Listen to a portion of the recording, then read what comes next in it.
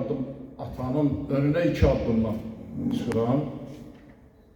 Bütün tədbirlərdə iştirak eləmək olmur. Bilənlər bilir, o qədər tədbirlər olur, gah Bakıda olur, gah Sumqayıtda olur, el olur, iş olur, dərs olur, müdafiə olur, getmək olmur.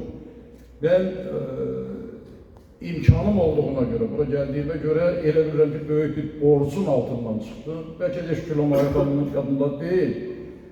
Yazıçılar Birliyində bir tədbir var idi. Kimin tədbiri idi onu da unutmuşam. Tədbir qutaranda Gülamay xanım öz kitablarından birini avtoqrafından mənə bağışladı. Nə ona həmin yerdə təşəkkür edə bildim lazımlı səviyyədə, nə də bir xoş söz deyə bildim. Allah Teala elə bir imkan yarattı ki, mənim də imkanım oldu sizin tədbirinizi elanı görən kimi mən burada gəldim, həmin borcumdan çıxmaq məqsədi ilə. Sizi təbrik edirəm bugünkü gün münasibəti ilə. O ki, qaldı sizin poeziyanızın əbədi mövzusuna, bugünkü mövzusuna elə bir müəyyən vaxta da düşüb, Vətən müharibəsinin şəhidləri, indiki şəhidlər, bütün məqamlarda şəhidlərin ruhu həmişə ucadır. Mən yadıma düşür, ədəbiyyatşünaslığa meyl elədiyim vaxtlarda, ədəbiyyat müstüsündə təzə girib gəldiyim vaxtlarda hələ imzamı tanımırdılar, yəni şair kimi tanıyırdılar, ədəbiyyatşünas kimi tanımırdılar və dedilər ki, biz referat yazmalısın, onda məqaləm adını da çox olunmamışdı. Gedəndə orada mənə dedilər ki, soruşduqlarım oldu ki, rus dilini bilirsən, gedib bilmirəm. Kənddən gələn uşaq kimi də. Allah rəhmət eləsin, Qasım müəllim, şöbə müdürüydü, Qasım Qasımzadə. Orada dedi ki, işçilərinə buna elə bir mövzu verin ki, birbaşa rus dili ilə bağlı olsun. Və mənə belə bir mövzu verdilər. O vaxt Literaturная Gazetada 73-cü ildə Vətənpərvərlik poeziyası adlı böyük bir diskusiya gedirdi. Dedilər ki, getsin o diskusiyanı oxusun. Deyirəm, bilmirəm deyil. Dedilər, getsin o diskusiyanı oxusun, onun haqqında bir yazı yazsın. Və belə də oldu. Mən getdim, oxudum da, yazdım da, yolum oradan başlandı. Ədəbiyyatşünası yolum oradan başlandı. Oradakı bir fikir mənim yadımda qalır. Konkret indi deyə bilmərəm, yazılarımda var. Yaş da öz sözünü deyir, təbii ki. Rus şairlərindən birinin belə bir sözü var idi. Bir yol ölmüsünüzmü siz bu vətən yolunda? Bir yol ölmüsünüzmü siz bu vətən yolunda? Çox ağrılı sualdır. Qəribədir ki, bu müstəqillik illərində şəhidlərimizi verəndə o sual mənim gözümün önündən keçdi. O sualın ağrıları mənim içimdən keçdi və çox qəribədir ki, şəhidlərimizin hamısının ruhu şad olsun. Mən bir dəfə məktəbdə işlədiyim vaxtlarda, orta məktəbdə, sonra ayrılmışdım, redaksiyaya getmişdim.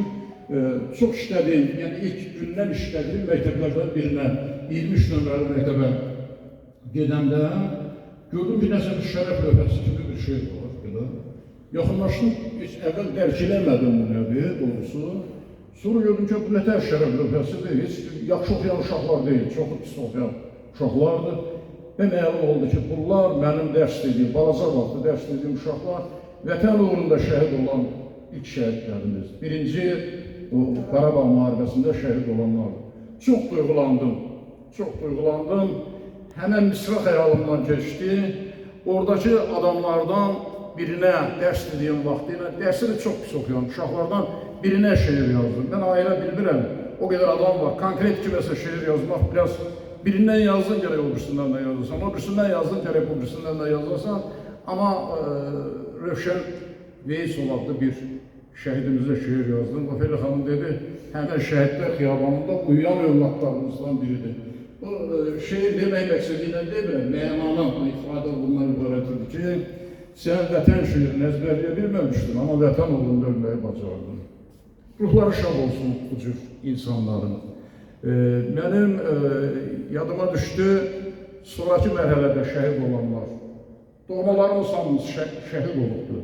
Kənarda qalmaq mümkün olmuyor. Vətən müharibəsində Ofeli xanım tanıyır da mənim böyüklərimi. Mənim əməkdən sizin əməkdən. evimiz bir yerdə. Mənim əlim Mirağa Əliyev. Mirağa Əliyev bilirsiniz, 416-cı Osman Babayev. Qaranlıq diviziyasının komissarı olmuşdu. Onlar bunu Sayit Tuğ qəhrəmanlığına təqdim eləmişdilər, verməmişdilər, səbəbini deyil. Yerdən göndəriblər, mərkəzi komitədən göndəriblər ki, katiblər yerdən məlumat verin, bu kimdir, bu hansı ailədəndir. Onun haqqında deyilən bir danos o Sovet qəhrəmanı adından onu məhrum elədi, bir pillə aşağı saldı. Yazmışlar ki, bu Türk qızı ilə evlənir. Osmanlı Türk qızı ilə evlənir. Bu bizim tariximizdir. Əmilərim də şəhid olublar, ondan başqa əmiyim. Dayılarım da şəhid olublar həmən müharibədə. Bu indiki dövrün müharibəsində öz dəstədiyim adamlar da şəhid olublar. Qohumlarım da şəhid olublar. Onların arasında milli qəhrəmanlar var. Mənim yaxın qohumlarımdan biridir. Səfa Axundov, bəlkə yadınıza düşür, o təyyarə ilə gedəndə vurdular vertolyotla. Gedə-gedə gəlib düşür yerə. Bunları şad olsun, bunların hamısını, Güləmay xanım, siz o qədər gözəl bir iş görürsünüz ki, doğrudan çox böyük iş görürsünüz. Mən tədbirlərin birində şəhid anaları da buradadır. Mən demişdim ki, sözüm belə idi, o sözün üstündə indi də dururam. Bizim bütün yazdıqlarımızın hamısı vətən uğrunda tökülən bizə damla qanan yerini verə bilir. Amma əlimizdən nə gəlir?